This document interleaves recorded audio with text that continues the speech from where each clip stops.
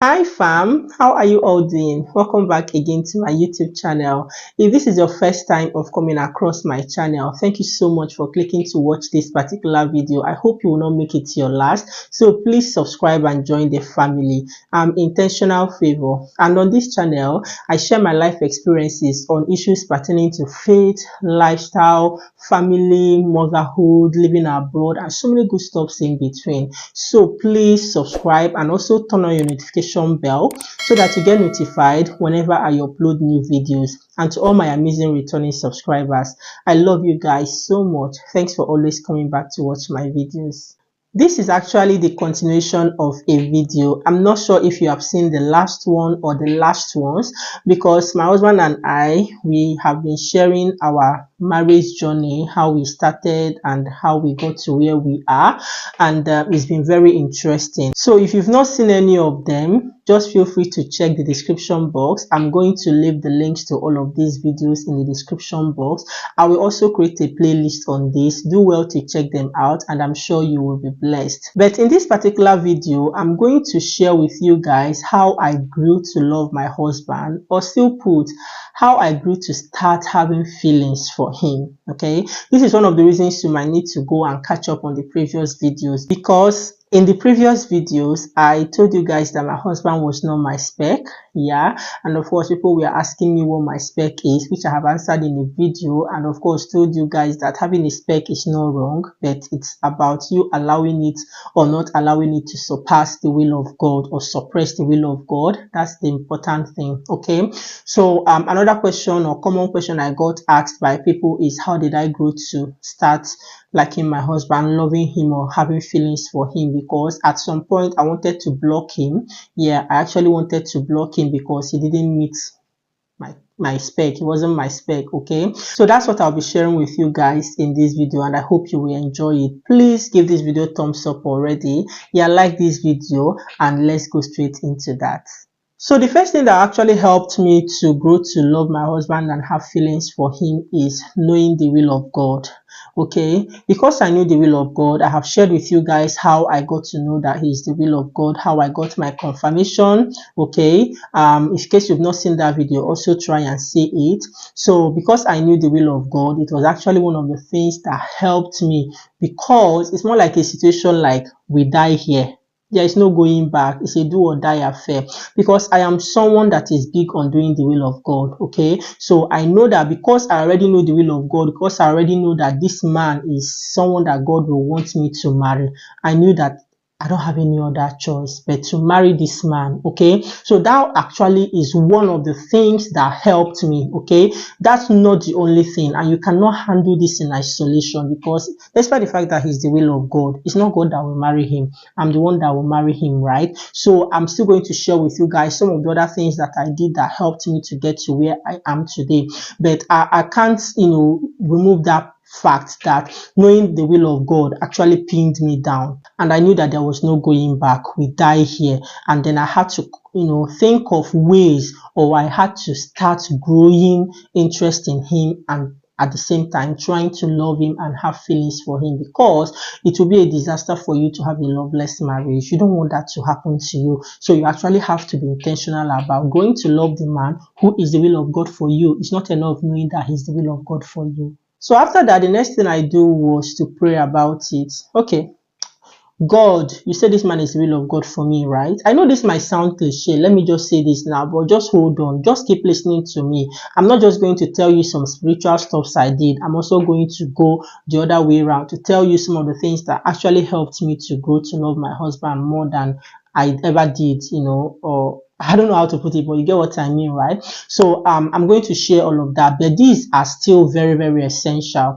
because if I claim that this is the will of God and God told me that he is the one for me, God in his mercy should also be able to answer my prayers, because I'm going to go back to him for help. And I did. I went back to God in prayer. God, please help me. Because the truth is that if God said he is the one, I'm sure God will be kind enough to teach you how to love this man or this woman.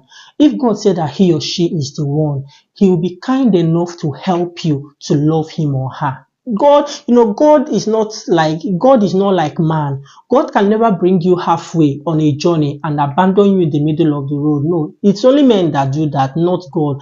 There's no way God will tell you that this man or this woman is my will for you, and that's all, and then he leaves you like you're on your own now. No, not with God. So if you know that, you have to go back to him in prayer. Remember, you need to pray. You need to ask for his help. You need to know that, you are totally dependent on him. So go back to God in prayer, which is what I did. I prayed to God though, okay? And I told him, God, please teach me to love this man. Help me to grow to love this man, because like I said earlier, I don't want a loveless marriage. Which brings me to another important factor. As a matter of fact, after knowing the will of God, which is basic, this is the most important one, and that is, don't rush it. Take time. Yes, I think I hinted you guys about this in one of our previous video, the proposal video. I hinted you guys about this. Very, very important. Because it's the will of God for you doesn't mean that you should just rush into it. You'll be making a great mistake. If someone is someone like, remember, we're talking about someone that you never liked, someone that was never your spec, okay, and now you already found out that this person is the will of God for you. What do you do about it? Take time. You will make a big mistake if you rush, because it's the will of God, okay, let's go. And you don't love this man, you never grew to love him.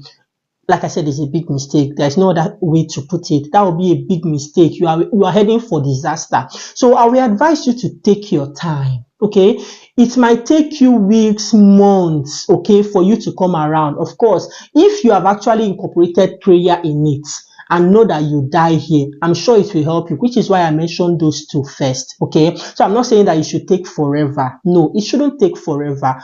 How will God tell you someone is his will for you, and then it will take you forever for you to come around to love and then to enter the marriage union with this person? No, God cannot even love somebody and say this is my will for you and then keep that person hanging for years. So that also tells you that when I say you should take time, I'm not saying that you should just relax and take years, okay, before you now come and give an answer or grow to love this person.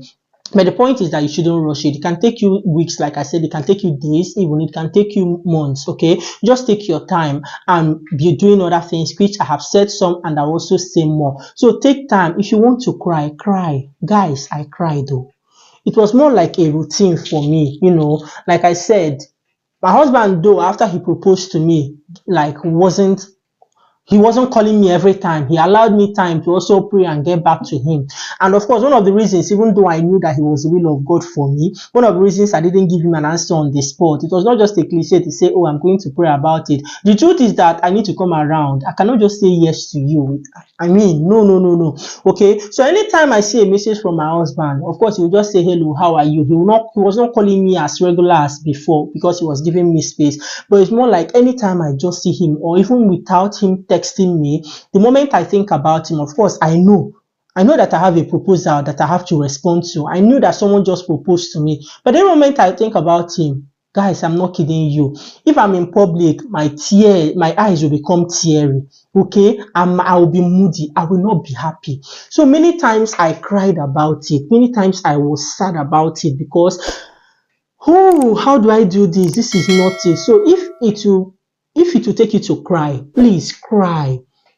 Okay, also talk to people about it. Try and express yourself to the right people. I remember my best friend knows my husband. Okay, we all did pre-science together and he knew they attended the same fellowship because I didn't end up in the university. I went to another university, but they were in the same fellowship in the same university. So she knows my husband very well. I was always talking to her, and knowing that she's someone that is also spiritual and at the same time very understanding, talking to her also helped to relieve me, which is something else you should consider. Try to talk to the right people. Don't go and talk to people that will talk you out of the will of God.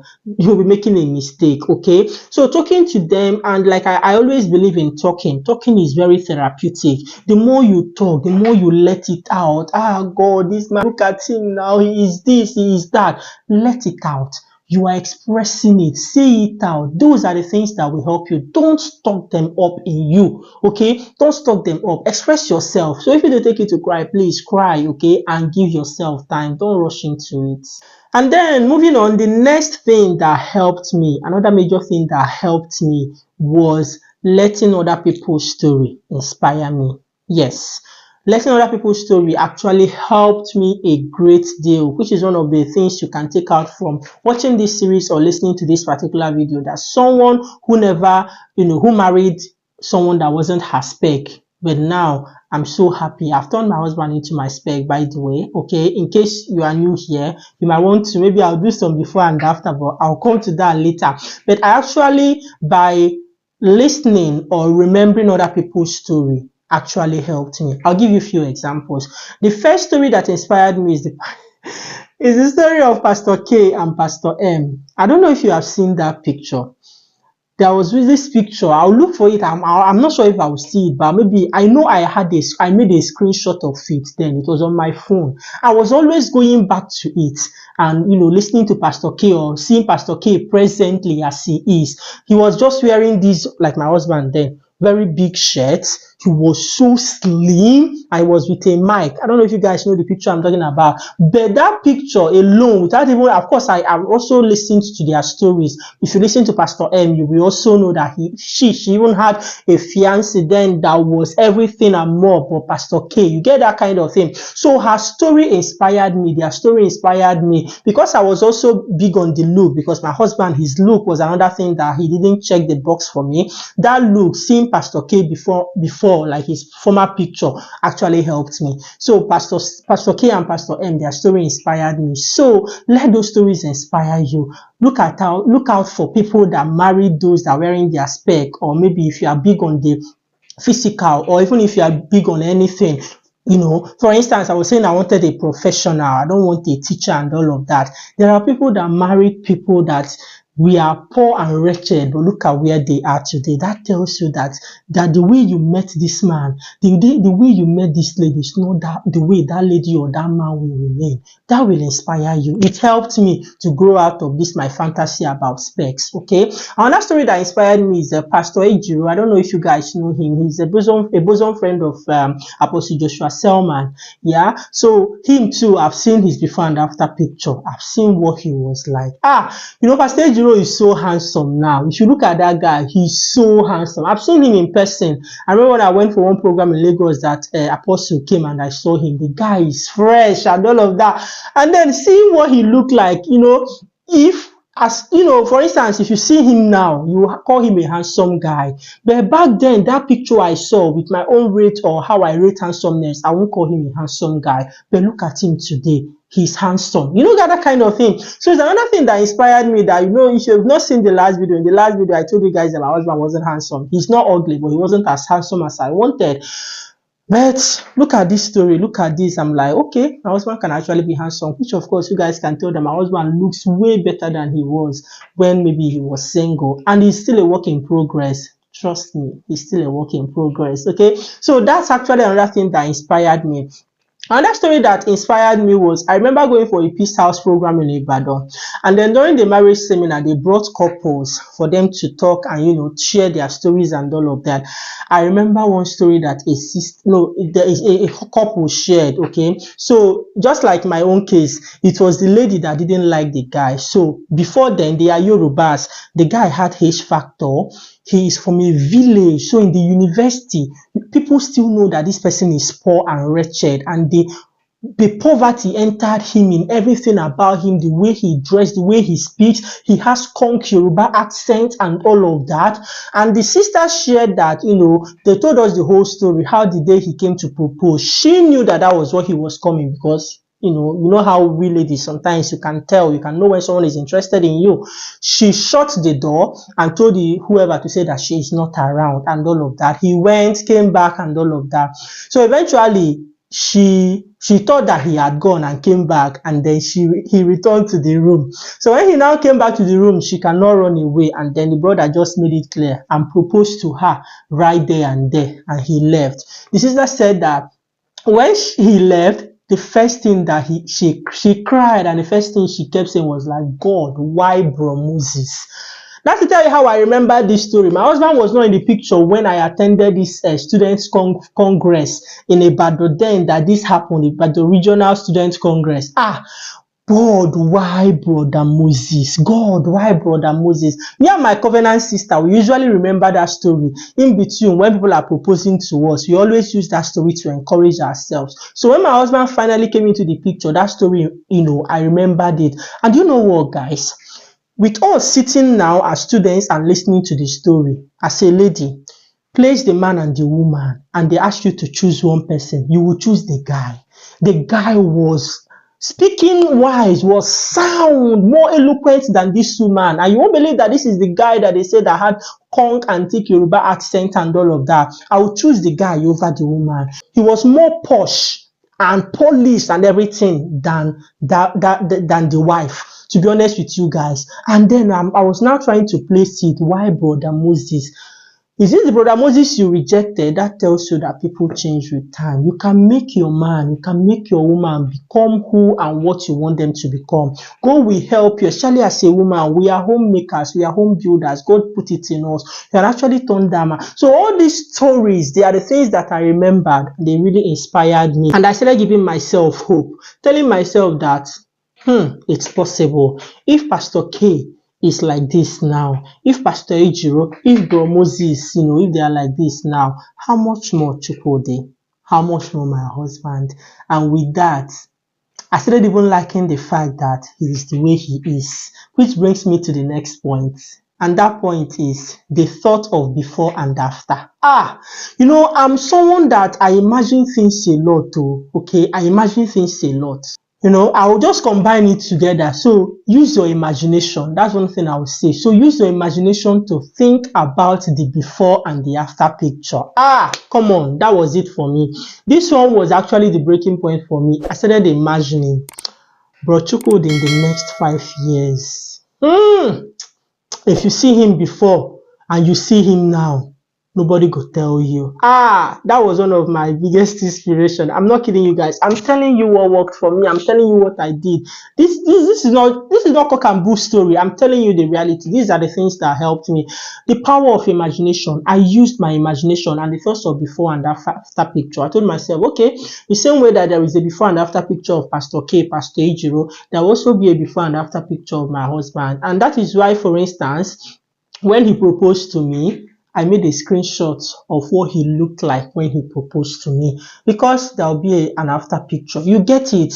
All those pictures and all of those things, the way he was looking, the lenge, all those big.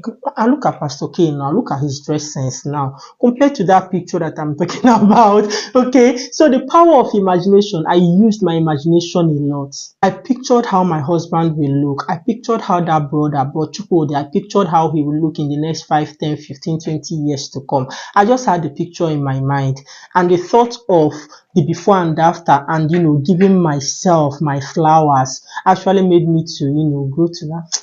This man, you are like this. I fell in love with the future. I fell in love with his future. Okay, I was just like, I know that this man will be great. Remember the story of Bro Moses I told you guys? I just started saying that I knew that this man will be better. I know he will be better. And I told him one thing, that, see, hey, I don't want to earn more than you. I don't want to be better than you. You are my man. So I also told myself, I'm going to push this man.